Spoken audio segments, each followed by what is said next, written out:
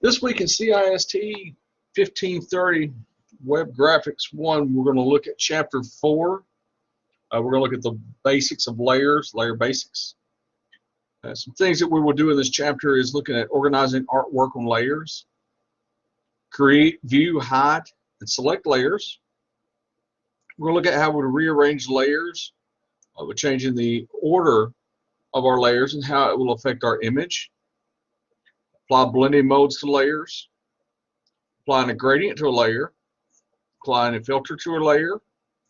We'll look at adding text and layer effects to our layers, add an adjustment layer, also saving a copy of the file with the layers flattened.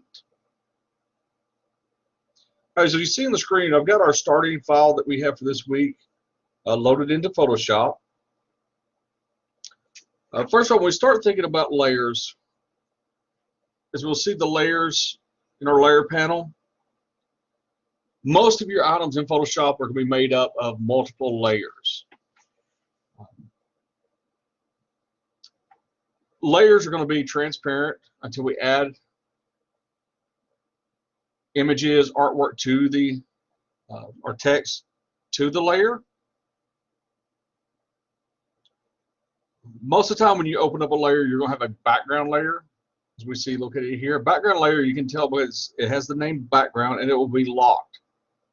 Now, if you need to make that layer editable, you can right-click on it and choose Layer from Background, which in this case will give you the option to name the layer.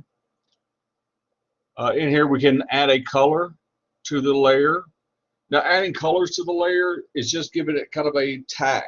So, for example, I'm going to put it as a yellow. We can also set different blending modes or set the opacity.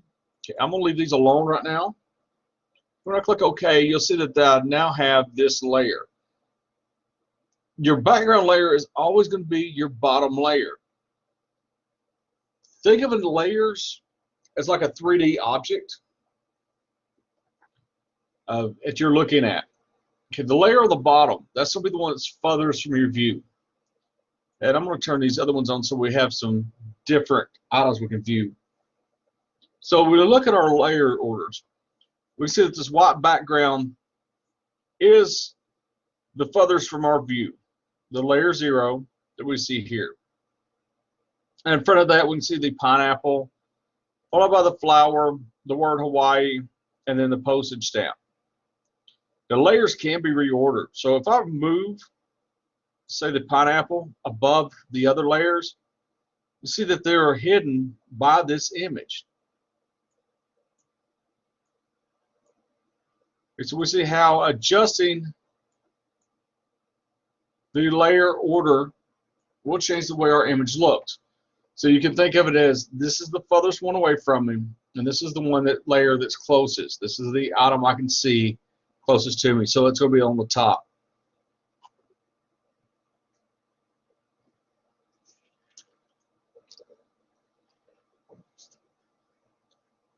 Sometimes when you're working with web pages, you may need something that's transparent. So you may not use a background layer. You know, if you're using this for print or you need a background layer, you can put a background layer in. Now, one thing I want to briefly touch on from last week. Last week we were talking about selections and different ways to make selections. One thing is to make sure that you have the correct layer selected. Okay, when you make that selection. For example, if I'm selecting the flower and I have the pineapple layer selected, when I use my selection tool, and I'm just going to make a rough selection here, what I actually have selected is the pineapple, okay, because that is the layer I have chosen down here. So you want to make sure that you have the correct layer selected when you make your selections.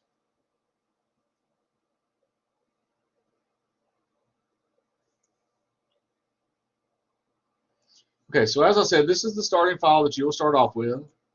Looking more at your layers, they'll be made up of different parts. You'll have your visibility icon. You'll have a thumbnail preview of the layer, the name of the layer. Now, I do recommend that when you create layers, you do give it a meaningful name, that you name that layer something that's going to be meaningful to the image. For example, this layer is named pineapple. We have a picture of a pineapple on that layer. This one is named a flower, and it has the image of a flower.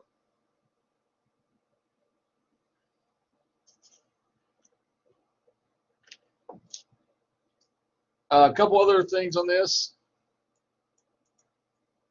We'll go back to the actual start of the file. You may also see a padlock. Okay, the padlock is going to let you know that there are attributes of that layer that are locked. Okay, so in this case, you can have a lock for your transparent pixels or your image pixels, the position, nested into artboards, or you can lock all of those attributes.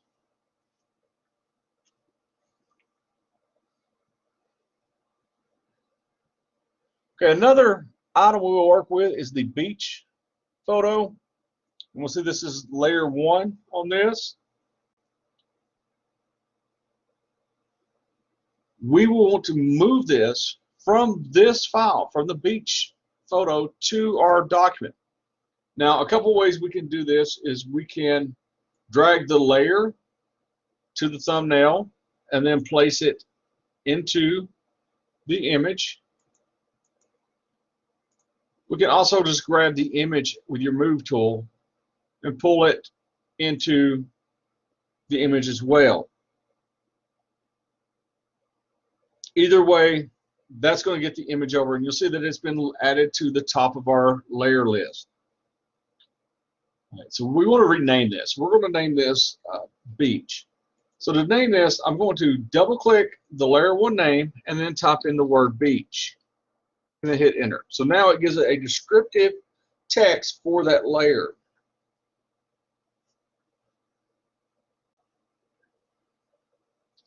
Now I'm going to go back here because, as I've told you guys, Photoshop gives me multiple ways to accomplish the same task. What I'm fixing to do here is I'm fixing to delete a layer. Okay, so down at the bottom, we'll see we have different icons down here. We've got the layer styles. We've got layer mask. We'll cover later. We've got a new adjustment layer, a new folder, a new layer. We also have the option to trash a layer, to remove it. So I'm just going to drag that layer down and trash this. I can also come in here and choose different layouts. So what this is going to do is when I choose the, for example, the 2-up vertical, so now it's going to place my layers, and I'm going to drag all the other layers over here. So it places my layers side by side in my workspace. So this is another way I can easily drag from one layer to the other, or one Photoshop file to another. And we've got different options in here under the Windows Arrange. So I wanted to tile all vertically, so I can see all of my opened Photoshop files.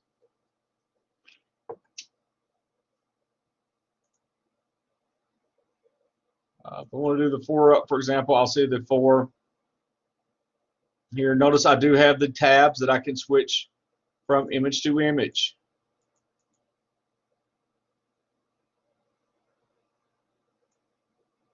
If I consolidate all the tabs, it puts everything back in one line. This is my preferred method to work with Photoshop.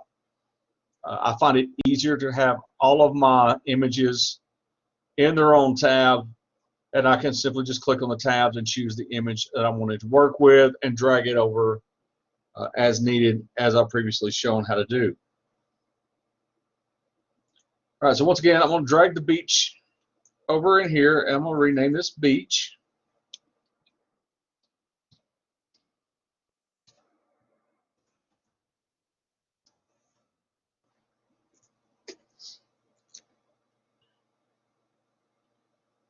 Now, once again, these layers are still here. They're just not visible. So this is something I can turn on and off. So if I want to make sure that I'm only be able to see this, for instance, if I'm going to do some type of editing to this image, say I was going to remove everything but the tree, I would want to hide the pineapple so I could see everything here, and that when I did the removal, it wasn't showing the pineapple through it.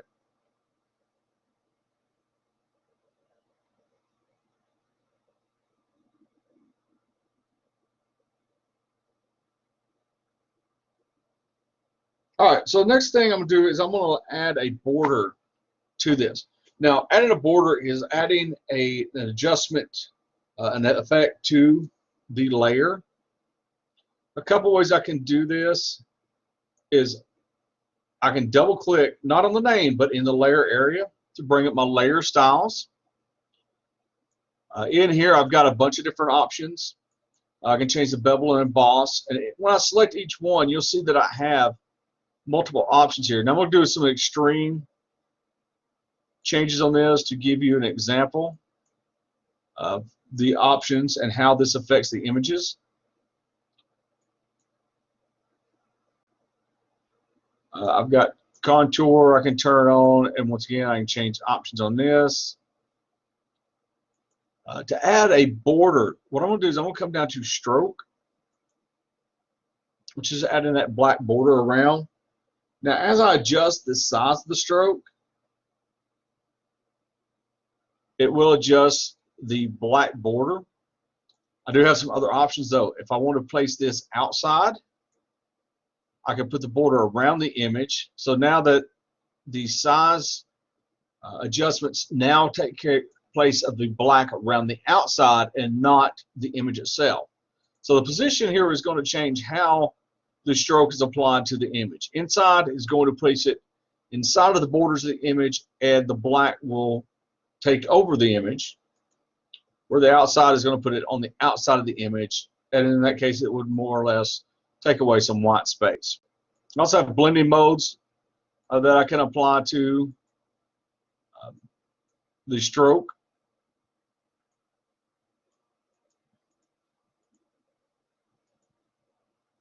And depending on the size and the stroke and the blending mode,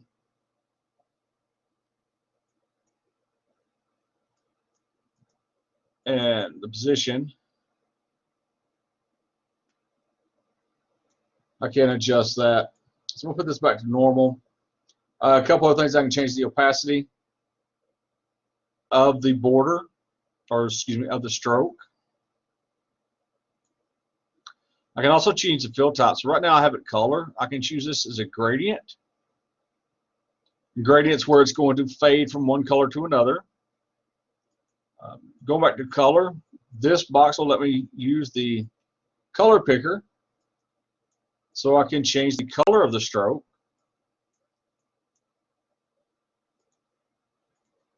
Gradient will bring up my gradients.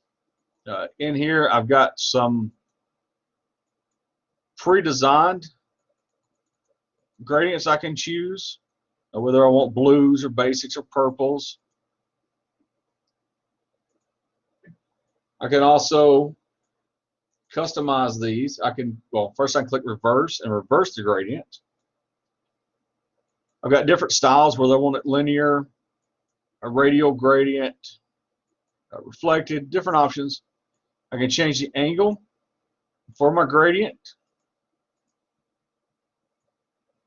I also have a reset button here to reset the alignment, and I can change the scale of the gradient. So you see as I'm adjusting the scale, the gradient changes as well. This would be the best way to demonstrate the angle changing.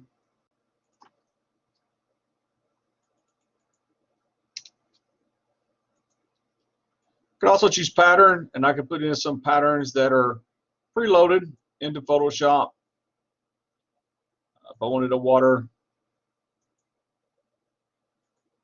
I can choose these patterns. I can also come here and choose a new pattern, or I can come in to import patterns. So if I had patterns installed, I can import them in to Photoshop. Okay, we have all kinds of other different styles that are available in here as well that we will be going through later in the course. So right now, I'm going to cancel this and start over. I want to add a stroke. I'm going to set the pixels to 5 pixels. And the position is going to be inside, so you see I've got the black border around. The blend mode is going to be set to normal. The opacity is set to 100. And I'm going to change the color here. And I'm going to change this to white.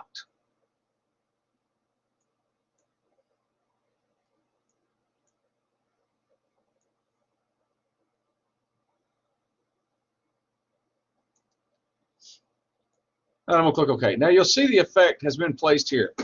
Granted, you can't see this because I've got it on a white background, but when I turn off the background, you'll see that there is a white border been placed around the image.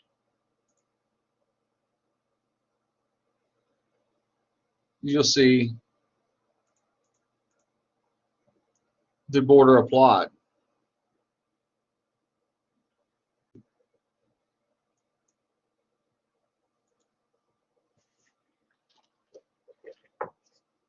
Okay, as I said earlier, that the placement of our layers affects the way the image appears.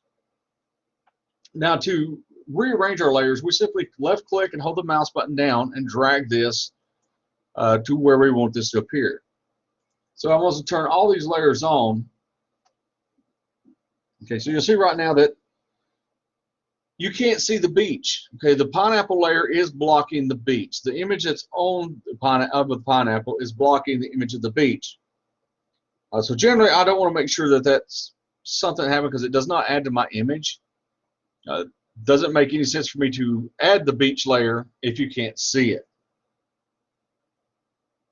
But when I move this up one layer, now you see the beach, and you still see the image of the pineapple behind it.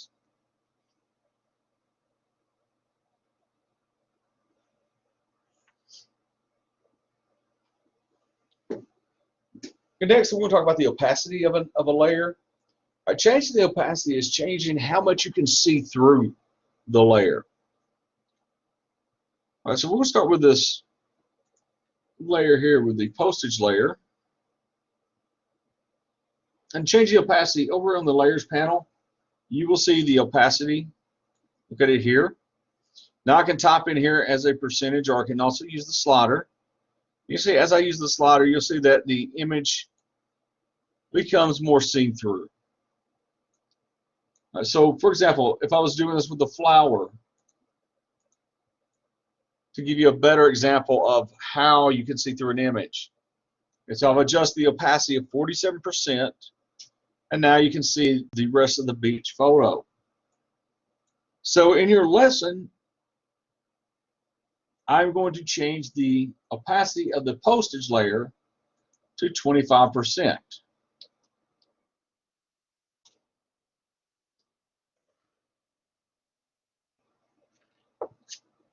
As you see now that you can still see the postage stamp, but it's not as prominent. It's not as bold looking through this.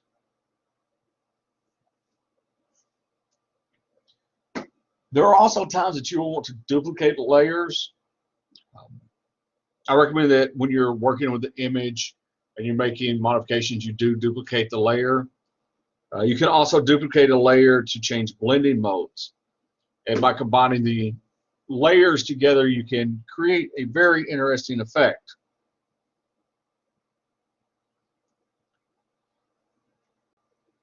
All right, so the first thing we'll do, we're going to hide Hawaii, flower, and the beach as we're going to work on the pineapple layer.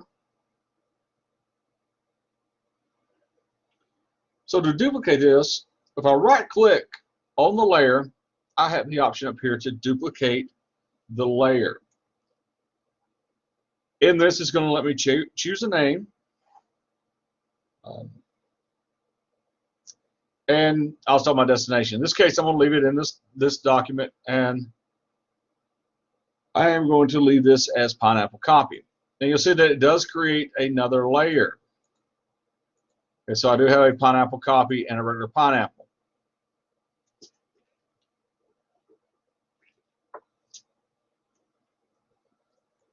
Now, when I adjust the blending mode, depending on the choice I make, depends on how the image is affected. What I'm going to do here is I'm going to use the overlay mode. Now, what the overlay does is it's going to create a more vibrant color. All right, so we'll take this and we'll look at how these affect as you get the live preview. So if I put this as to multiply, you'll see how the colors become darker. Same with color burn. So we can see how these affect our image. As we just glance through these. So we got the overlay, there's soft light, adding hard light, vivid light.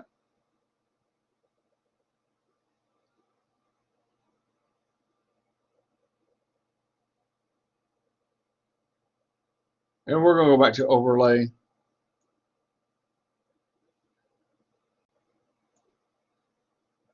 Okay, so this has got deeper shadows, and it's got broader highlights in this. We're going to see how this changed as we cut that image on and off, that layer.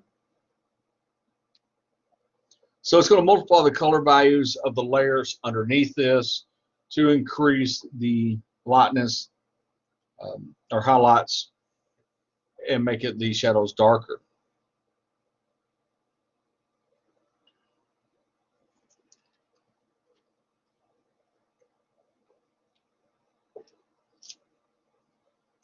So once again, we're going to go up to the postage, and we're going to change this highlight mode as well, or blending mode as well.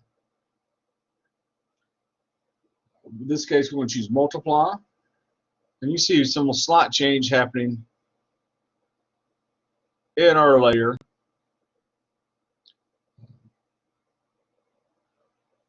Multiply tends to darken a layer. And it's using the tones of the pineapple, because that is the layer that's underneath this currently. We'll see how it changes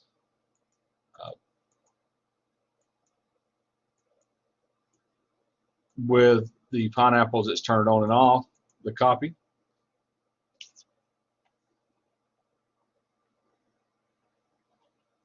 So now if you look at page 86 in your textbook, in there it's going to give you examples of each blending mode and how it's going to affect the colors of the pixels underneath it.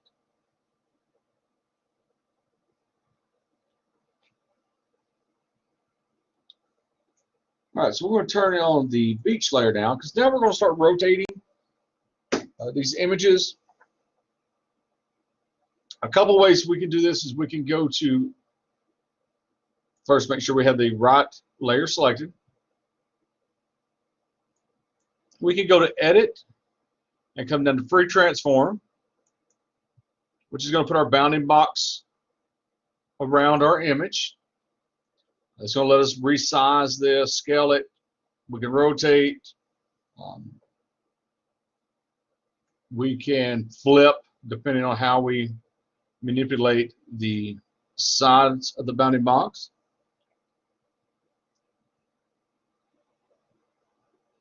We do have our commit and our don't commit button. We do have other options up here as well.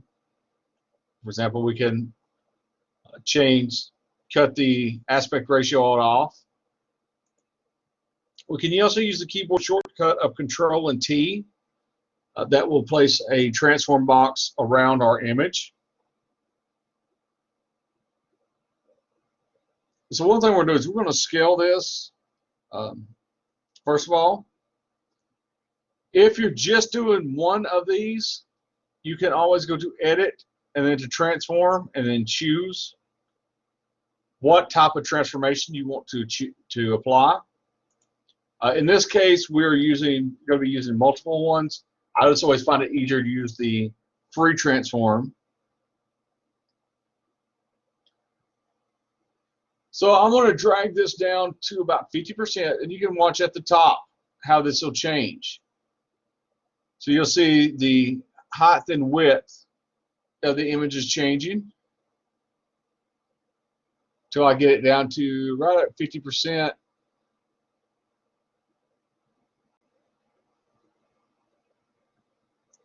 So right now I'm at 50.04%. If I want to get it precise, okay, so let me undo this. If I want this precisely transferred down to 50%, I choose the free transform. In this case, I use Control T. And then in the width or height, I'm just going to type in 50. And then click my commit button. Okay, so now that I've got it precisely at 50%. Don't sleep on using the option bars.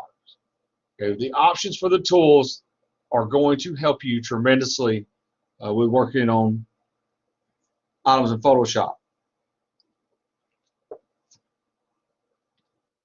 Now in this case, I've also got to rotate this.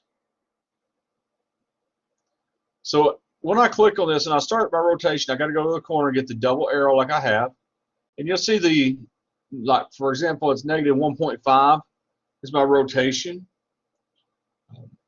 Rotating counterclockwise will take me negative, clockwise will take me to the positive.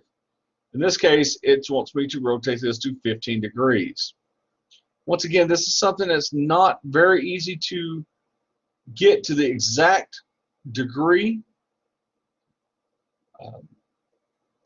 as they're wanting.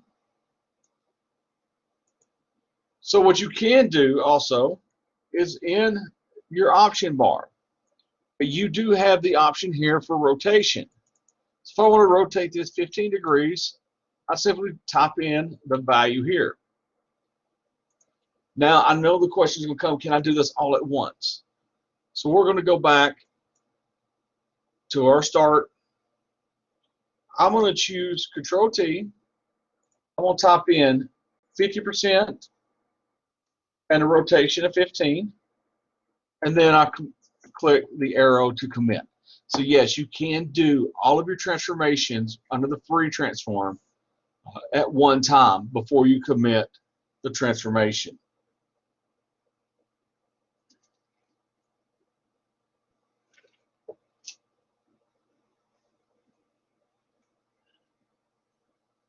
Placing an image, the next step is going to have us placing this image under the flower. So we're going to look at our ending file and see that it's how it should be placed. So what we're doing is make sure we have the move tool and the beach layer selected. And in this case, we're going to drag this just up a little bit so it's just under the flower. It does not have to be perfect.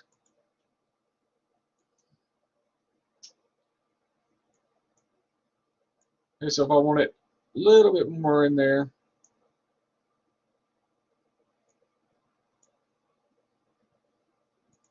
So the key to placement, item placement, is place it where, when you're working with your own images, place it where it doesn't block any necessary items. And it's also something that's visible, visually appealing. You'll also, we will get into text and getting into the different types of options you'll have. You'll want to make sure that your placement is something that doesn't cover up your text or doesn't cause your text to blend into an image.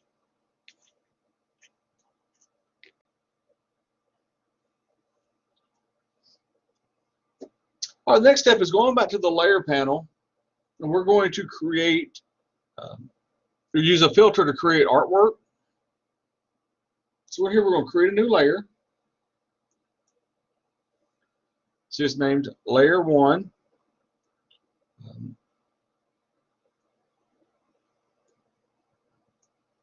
We'll place this back in between the background and the layer, and the pineapple. We'll double click this and we're going to rename this clouds.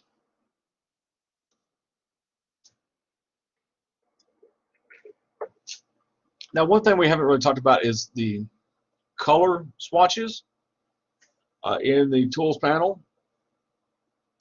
The red, in this example, the red one is the foreground color, while the back is my background color. These arrows let me switch between the two. This will reset my default foreground and background color, which is going to be black and white.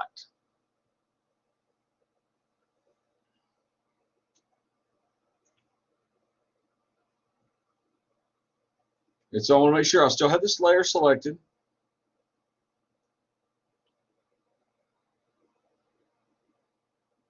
And I'm going to change this to a sky blue color.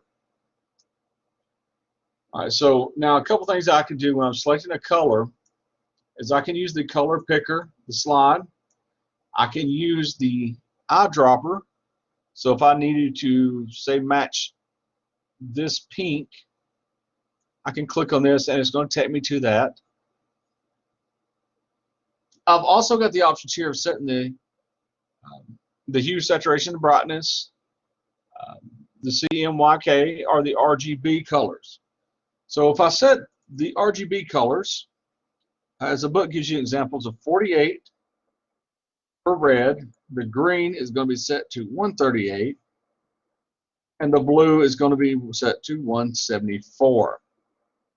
This will give me my sky blue color.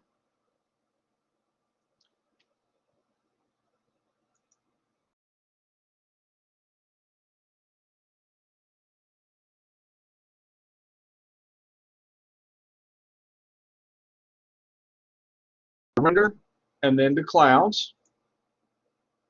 And you see that I've created a sky blue color with clouds. We'll cut these off to get a better look at this. So you see that this has been created by rendering clouds. It uses the foreground color.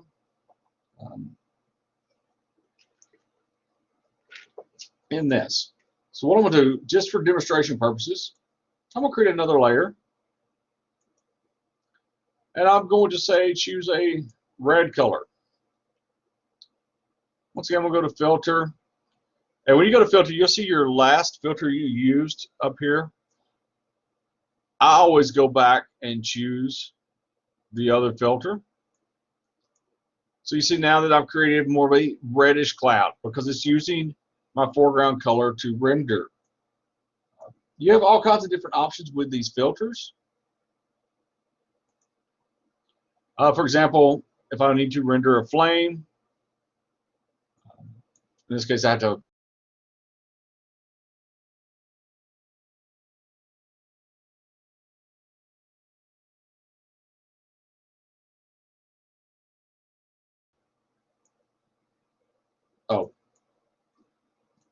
once again, make sure you're on the correct layer.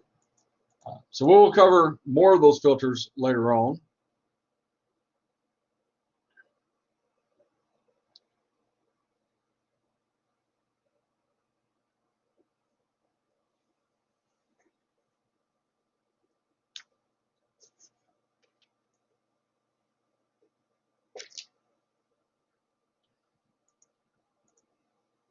Okay, you'll notice that in our final image, we still have some more flowers located here that we have in this image.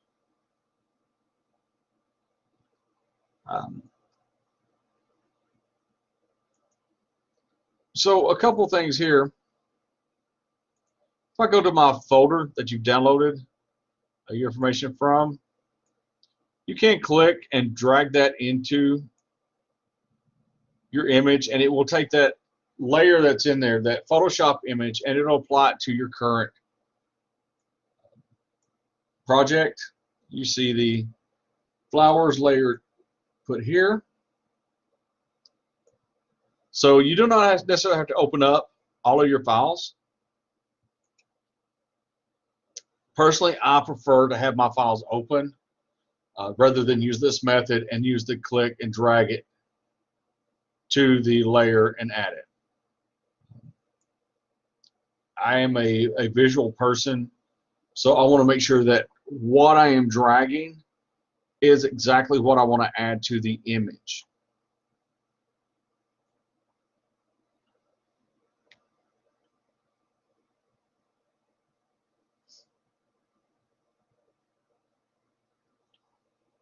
But you will notice that one of the advantages of doing this is it doesn't make this a smart object. Smart objects, those are layers you can edit without making permanent changes to them. This is something we will be going over in another chapter. In this case, though, we want to drag this so that just a portion of the flower is going to be visible.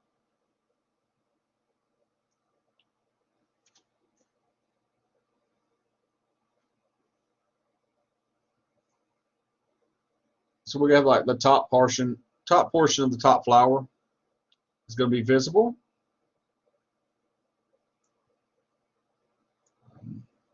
Now this is something you can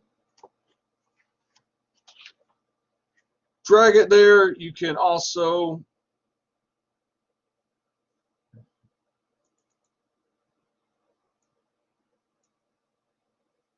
double click on that layer to open up that smart object, so you can work with the individual layers. So if you have more than one layer in a smart object,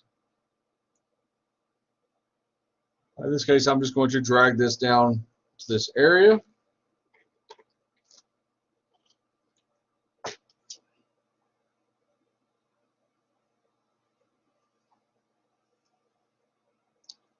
You can also change text or add text using the text top tool.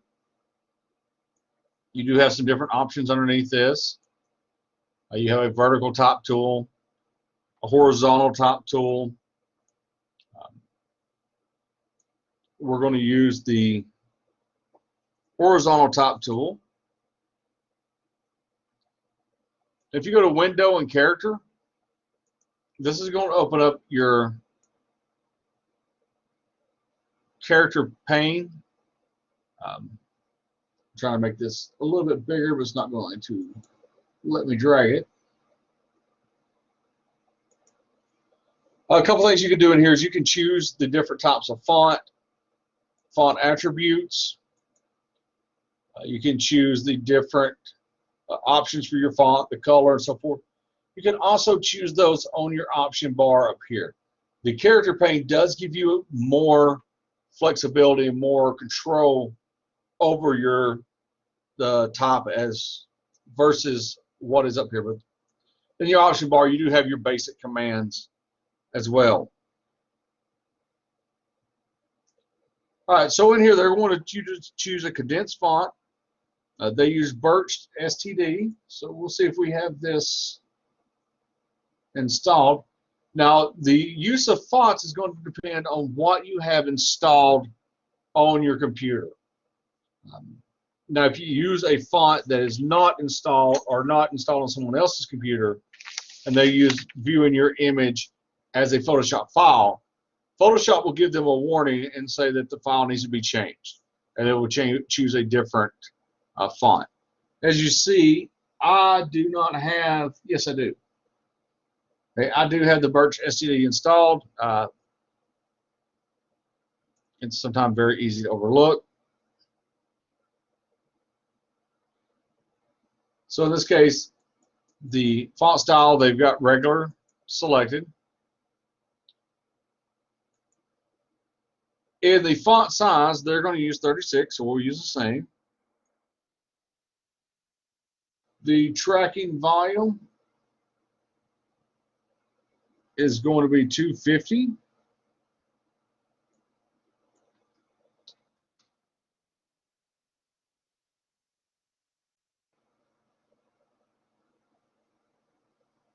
We're going to change the color.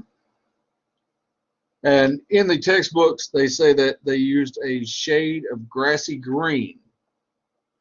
So we're going to come down to the greens, and we're just going to choose a color that you may think would look good as a grassy green.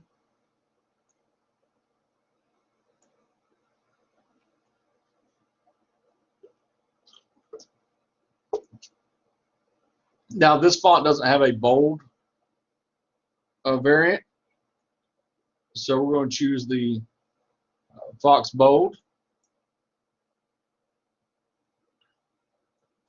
We also have some options in here. So we're going to set the all caps. So our text will come out in all caps. So let's look at this. We got our bold, we got our italics, caps. We can set our font to small caps, subscripts, or superscript, subscripts, underline it, or strike through. We can also choose different language. In this case, we use standard language. And we have some other options down here as well to go through. You can also type in different languages. So currently I'm using the English USA, but let's say if I wanted to type out in a different language, I could choose one of these other languages and it would type in the text in that language for me. Also different types of options here for setting my text as sharp, crisp, strong. In this case, we're going to leave it at the default. In the anti-alias. Actually, no, we're not. We're going to choose crisp. Okay, so now we're ready to type. So you just notice over here, the only text layer we have is the word Hawaii. So when we click, you're going to get this placeholder text, and you'll also have a new type layer applied to your image. So you see that it'll be identified with the big letter T and then the text here. So in this case, we're going to type in Island Paradise.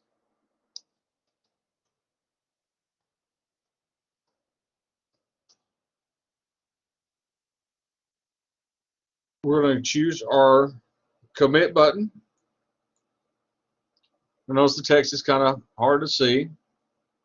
So choosing the move tool, we can now drag this to a new location. Now you'll see these purple lines that are popping up. These are giving my snap to options, my grid options.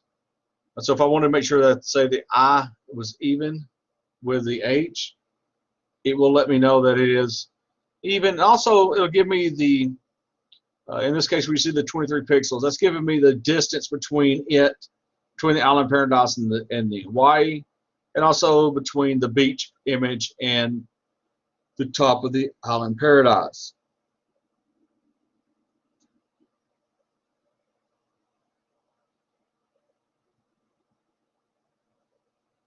So we're going to position this as we want this.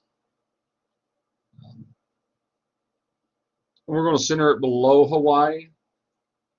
So we see we get the line running up and down the screen, horizontal and vertical. It tells us that we are now positioned underneath the word Hawaii.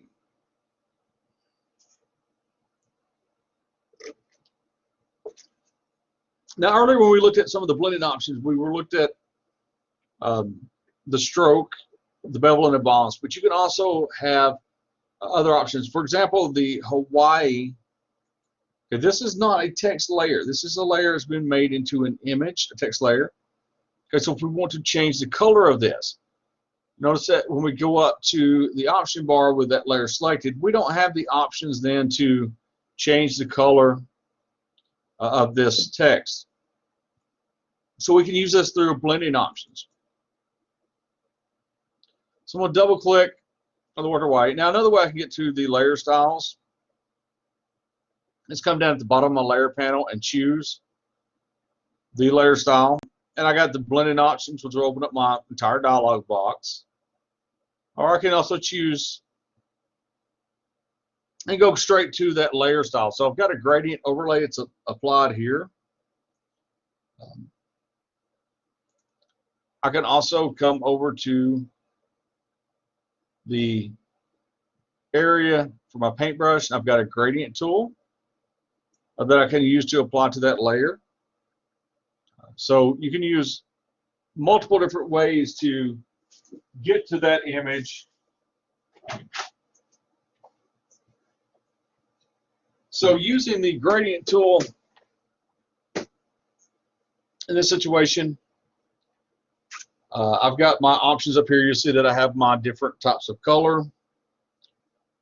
And it's going to be based off my foreground and my background color here. So you see if I change my foreground and choose my gradient tool, now my gradient has changed in this location. So the options you're going to have in this is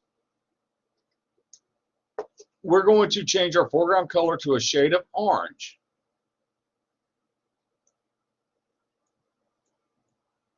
So I'm going to choose a shade of orange. I'm going to leave the background color as white. You'll see that I do have the change here. Okay, I have, once again, the blending modes can be chosen. I've got different options here of what type of gradient do I want to apply.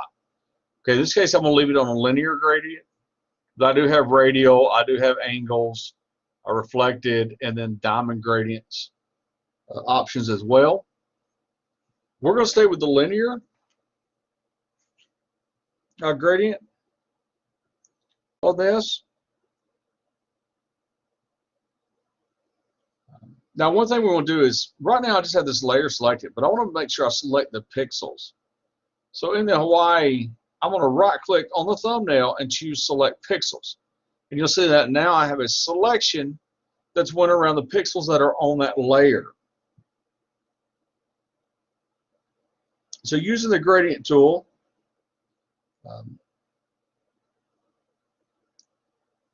and my options have been set. If I click on the arrow,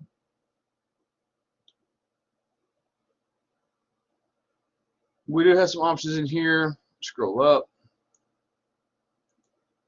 So in this case, I'm going to go to basics. And we have the different types of layouts here. In this case, I'm going to choose the first one. I want to drag this down and release this. Wait, I'm sorry. I drug it to the wrong place. So I have this option selected to choose my layout. You'll see how when I choose the different options, how those basic changes will be applied. So I've got that selected. One thing I was going to show you is over in the color area here. In here you do have gradients that you can also select those from this list as well. Swatches will allow you to choose different colors as there as well that you can drag to apply.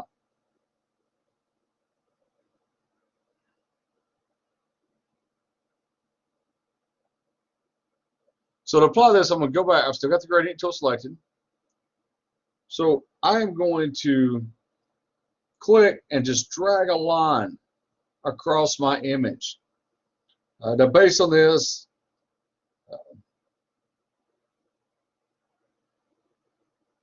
you'll see that it is applied. Okay, so if I don't like the way that is applied, I can always undo that.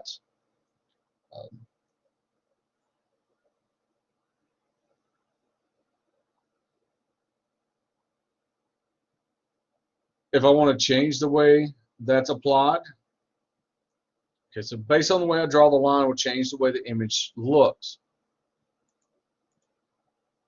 If I want to make sure that I get a straight line, I can hold down the Shift key while dragging and then release the mouse button. I can also, now that I've got this, so we're looking at this image, I'm thinking, you know, maybe it'd look better if the white was on top versus the orange. So I can come in and choose the reverse option, and then drag the arrow down or the line down. You see now it reverses the way the gradient is applied. So now that the white is going to be at the top versus being at the bottom in the previous example.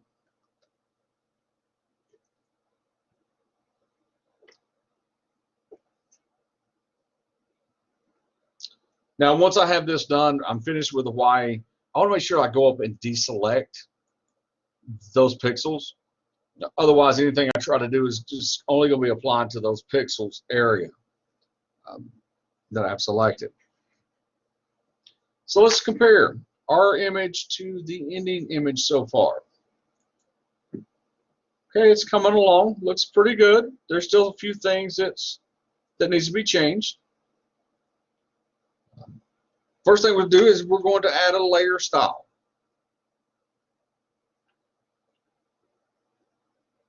Okay, so we still have some issues seeing the island paradise compared to our ending document. You see it's a lot more prominent, a lot more easier to see. Same with Hawaii. So we're going to make some changes to this. Now remember, first thing we're going to do is make sure that we have that layer selected. Okay, the easiest way to make your images stand out or your text stand out is to add layer styles to those. So in this, I'm going to open my layer style dialog box. When you're working with Photoshop and designing, you will develop your layer styles that you prefer to use in certain situations. Personally, my go-to layer styles for text, I use a bevel and emboss, and I'm usually going to use an outer bevel, and depending on the color behind it, I will adjust the depth. I usually use a stroke, but I usually use a rule of mine is if I'm using light text, I'm going to use a dark stroke, but if I'm using a dark text, I'm going to use a lighter color for my stroke. I always put my stroke on the outside rather than on the inside. You see the example here, if I put it on the inside, it makes my entire text black. And I've only got my stroke size at 5. And you see how it's at a 3, tried at 2. So it's really, in this situation, not something that would work on that. And then I adjust the stroke as needed. And then usually I use a drop shadow, which is going to apply a shadow, makes the image, the text look like it is not flat up against the image, like it does have some depth in this. And as I adjust the distance, you'll see the drop shadow appear. Sometimes you have to adjust the spread, give it so it stands out a little bit, maybe the size. I try to keep the size to where the text is still visible and still readable, but do give it just a little bit of blur. Also, you may need to change the multiply mode or the blend mode for that as well.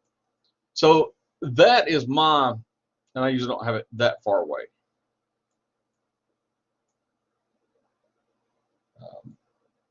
Change the opacity a little bit. Too far on that one. Okay, so that's something I normally use personally if I want to make some text stand out. May not be in this exact example for this. Now your textbook in this case,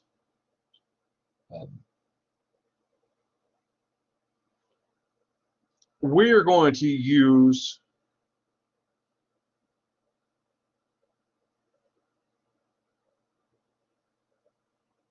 just our basic blending options. We have options here that we can change the blend mode, the opacity. And we'll see how this looks when we just apply the blend mode to that text.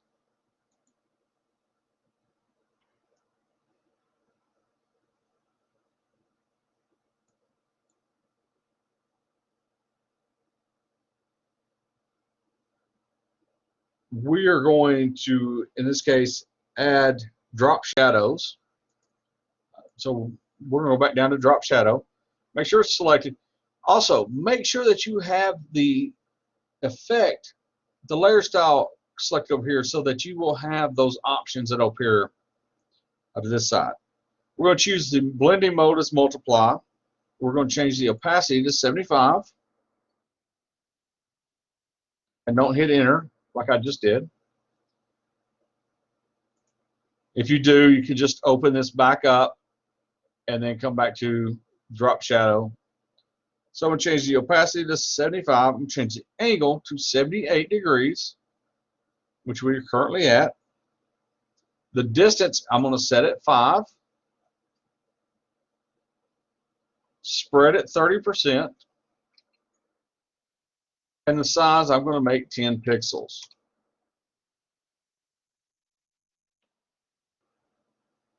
So we'll see that the change, just adding the drop shadow, has applied to the Island Paradise text.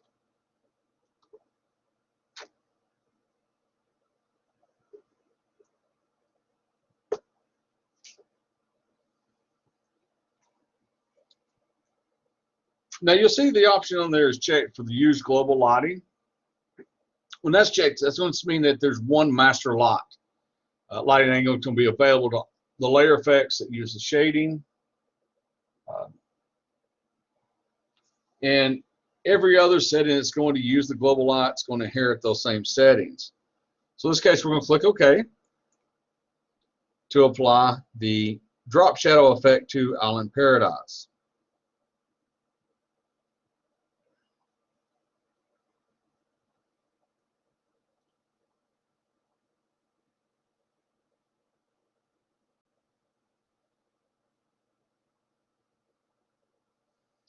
Now, since we've got this and we decide, hey, we like this layer, this effect, and we want to apply it to the text of Hawaii, you don't have to go back through the whole steps with that. You can just copy this and drag it from the Island Paradise text to the Hawaii text. What you're going to need to do is hold down your Alt key while clicking on the effects, and drag it and release the mouse button on the Hawaii text. So now we have copied this effect and placed it on the Hawaii text. Now if you wanted to just move it, you can click and drag it. It does remove it from the Island Paradise in that case and applies it to the new layer.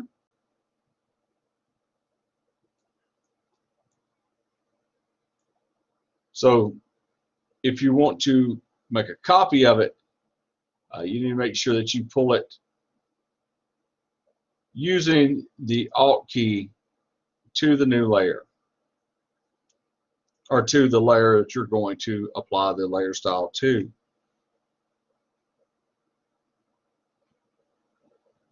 Okay, so when we make changes to the Hawaii layer style, we'll see that the drop shadow is already applied. It has the same settings that we did for the Island Paradise.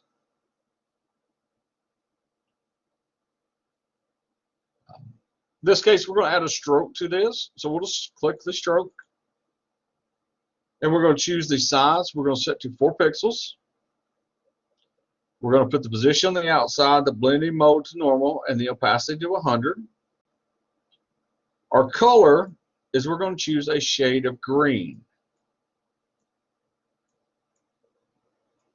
And this is one that you will just choose a color of green that looks good to you. In my opinion, if I was doing this, I would want to use the same color as what the Island Paradise is. So I would use the eyedropper tool to select that color. When I click OK,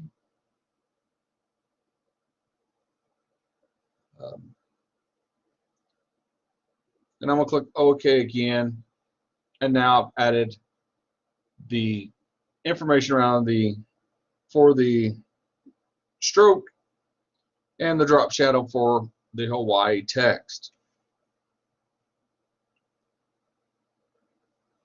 Now, adding layers styles is not something that only has to be done with text. You can also do this to your images.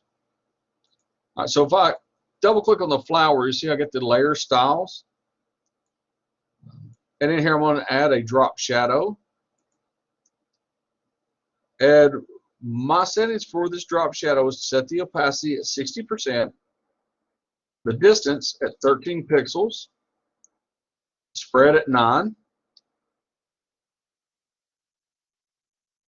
I want to make sure that the use the global light is selected, and then blend mode is going to be set to multiply. I'm not going to click OK yet. So what I'm going to do is I'm going to come over and add some more layer styles. So first I'm going to choose the word satin.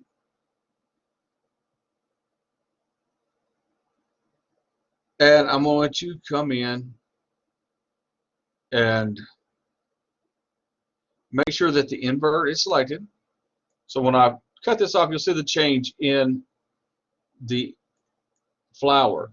So I'm going to make sure I invert the contour.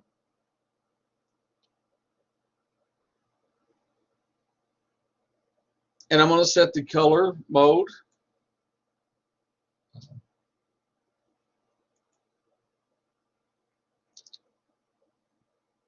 So I'm going to leave that as multiply. I'm going to choose a color that's going to enhance this image. In this case, they use a purplish color. You can see how the changes based off the color chosen, how it changes the image.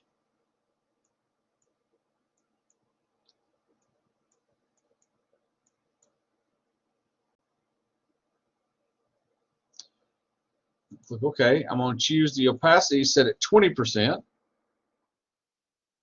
and the distance at 22 pixels. What this is going to do is going to give me a kind of a satin finish for the image. Once again, the contour is going to how it's going to be laid out. And we'll see how these look when I cut the invert off versus having the invert cut on. So when I click OK, it's going to apply both of those layer styles to that image.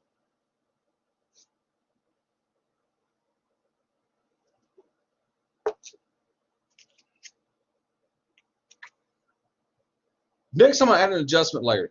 An adjustment layer is a way to modify all of the layers underneath the adjustment layer, but it's called non-destructive editing. I'm not changing any of the settings to these layers. Instead, I'm adding a new layer that's going to modify the look of the layers below it. So I'm not changing the pixel value of these layers currently until I add this image, and it will only affect the layers under it, but it's one that I can easily remove.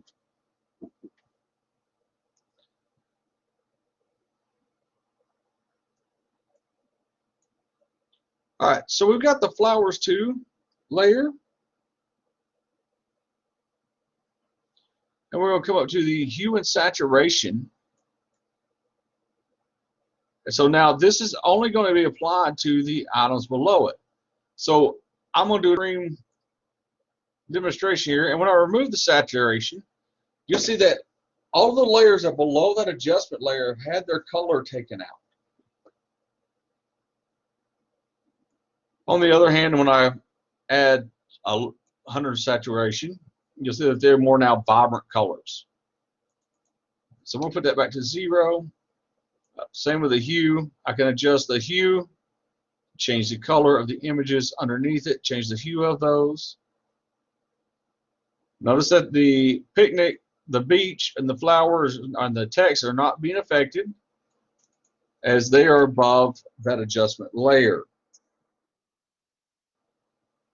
So in this, I'm going to set my hue property at 43. My saturation level will be 19, and my lightness will stay at 0. This, once again, only is going to affect the flowers too, my 2 pineapples, and then my clouds.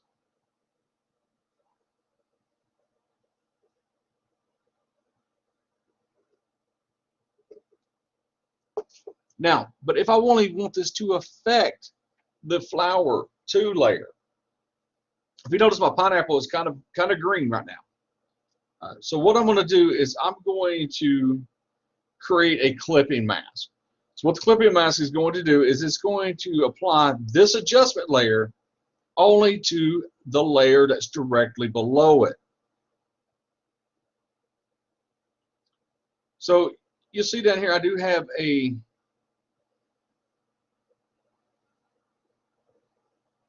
options to create a new clipping mask. Right click, I can choose create clipping mask. So I'm going to, on the hue and saturation, right click, create clipping mask,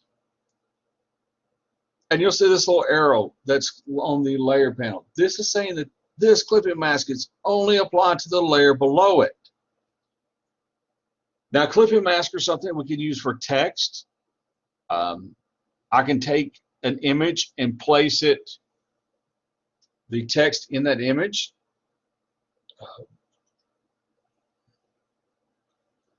For example, I'm going to go to another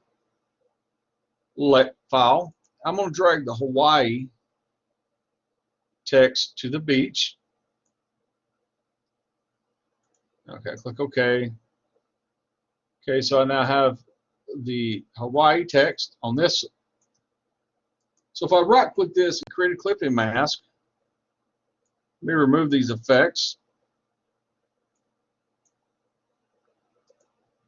and get these in the right order. Okay, so now you see that I've created, in this situation, I'm using the image of the beach inside of my text. Okay, so this is one of the things you can do with a clipping mask. I can take an image and put it inside of text, and you see I can adjust this as needed. This is something that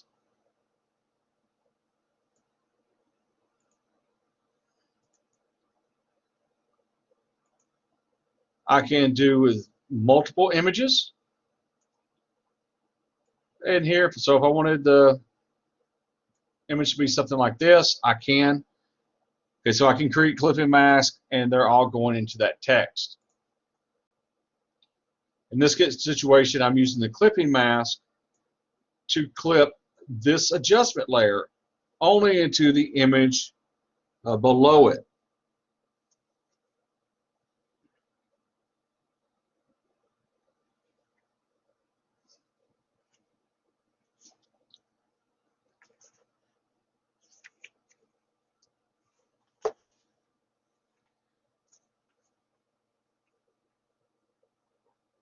All right, so next thing we're going to do is we're looking at adjusting, updating our layer effects. All right, so we're going to go back to the layer Island Paradise. We're going to choose the text tool so we can change the text.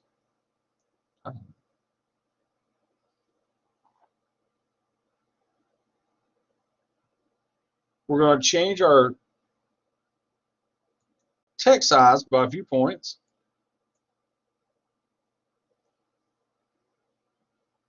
So let's go to 42. Or we can use the arrow as we were at 36. We'll go to 48. As you'll see, our text is changing as we adjust this. Or we can manually type in and hit enter to change our text.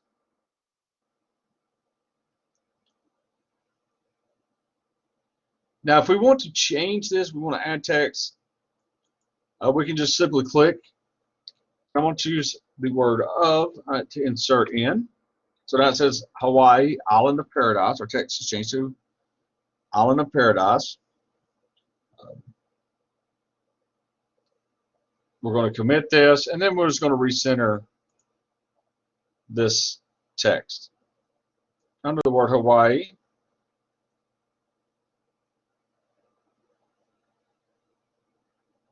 And we now have that recentered.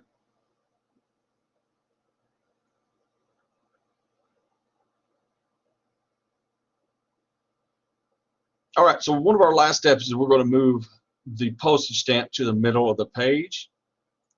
First thing we do is make sure we have the move tool selected and that we have the postage layer selected as well. And we're going to drag this middle page. Notice that I've got the pineapple layer, the copy of the pineapple. Okay, that's because when I clicked in the image, the layers jumped to that layer. Okay, this is one of the things that it happened.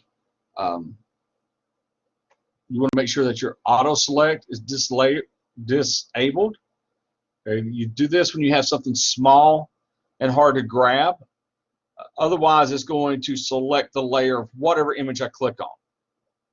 So I'm going to choose the auto select all. So now I'm just going to drag this layer that I have selected over here, the pixels on that layer.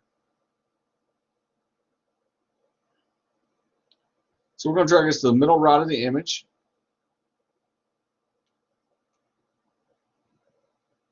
Kind of around this area here. You'll see it gets to the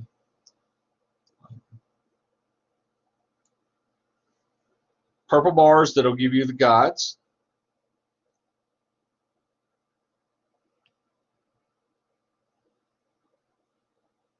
All right, so we have that position. Now we're going to look at adding a border. All right, so we're going to select the Island Paradise layer in our layers panel. Then we're going to go to Layer, New, and create a new layer. This is one way you can create a layer. You can also use the Create New Layer option in your layer panel. Creates a new layer.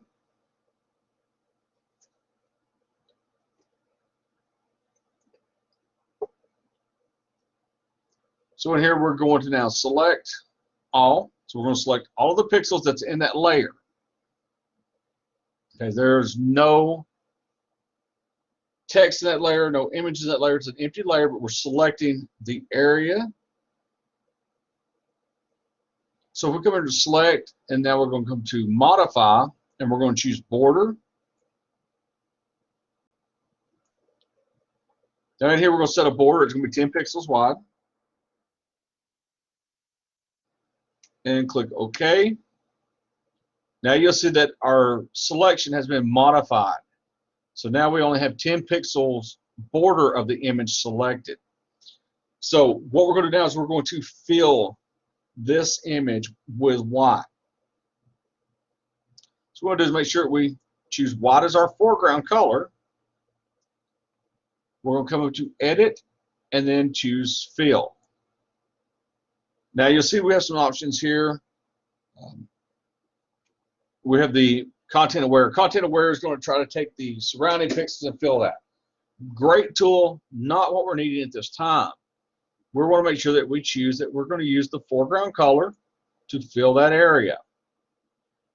We're going to leave the blending mode and the opacity. We're going to click OK. And now you see we have a white border around our layers. Okay, we still need to rename this, so we're going to rename this layer border. Select, and I'm going to deselect that. Now you'll notice that the picture, the flower is still covering the border because that border resides underneath that in the layer order. If we look at our ending document, you'll see that that will need to be adjusted.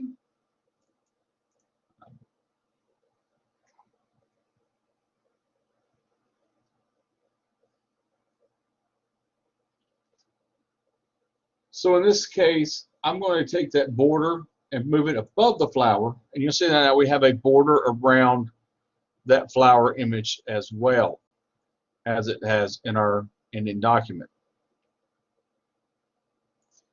You'll see though that in our ending document, the layer orders, the border is the very top.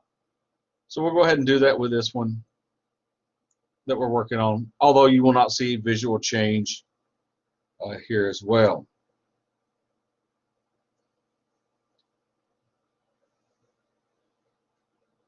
All right, so this will be our finished document. But you'll notice that we have a lot of layers in the layer panel.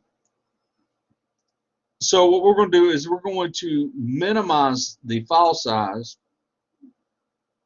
The more layers you have, the bigger your file. So we're going to minimize this file size because we're going to flatten these layers into a single layer.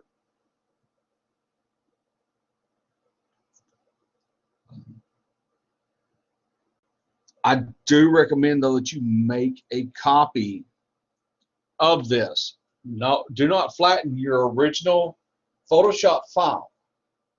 Okay, if you do that, you cannot go back to the individual layers and work on individual layers. So flattening the image is going to combine all of these layers into one single background layer. You cannot go back and edit the individual layers at that time.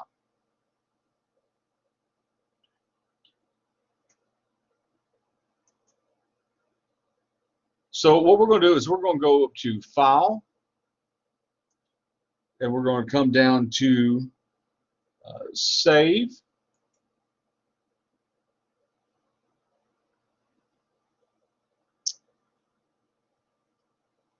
So we have this saved. We'll go to Image. In this case, we're going to duplicate. So this gives us a new duplicate that we are going to save. So I'm going to leave this as 04 start copy. You guys will name it 04 flat. I'm going to click OK. So we have our new Photoshop file.